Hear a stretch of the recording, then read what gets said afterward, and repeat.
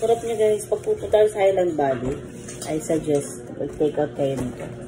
Hello, good morning. For today's video, titikpan natin ang Spanish roll ng Highland Valley. Ayan, galing kasi kami doon.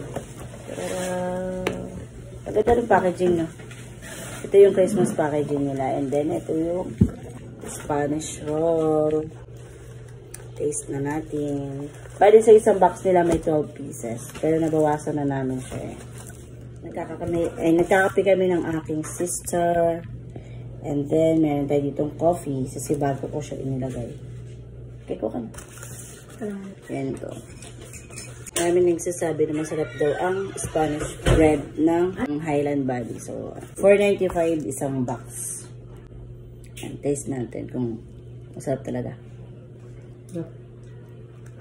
Bread lover pa naman kami.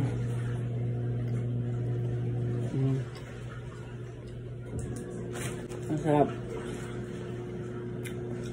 Ito natin cheese. Siguro kami nilihit.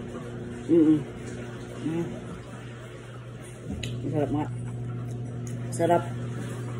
Sarap yung cheese, no? Cheese ba yun? Hindi naman cheese yun. Di ba cheese yun? Ito? Para siyang condensed na. Condensed na may maano pero masarap.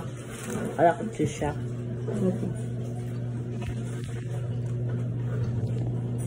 Sarap. Yung bread niya, hindi siya hangin. Sarap din sa kape, tapos sasawsaw mo siya na. Dadalang ko. Sarap.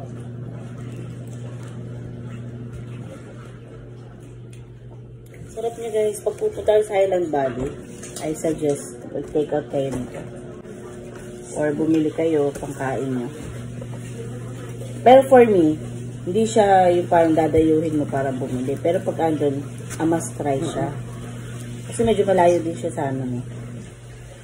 2 hours din yung biyahe from here. Tapos, nabitin kami sa day tour.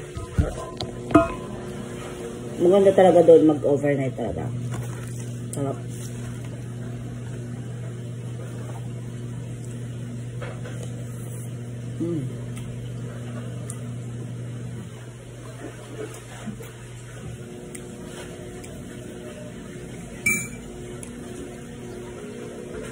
Sarap.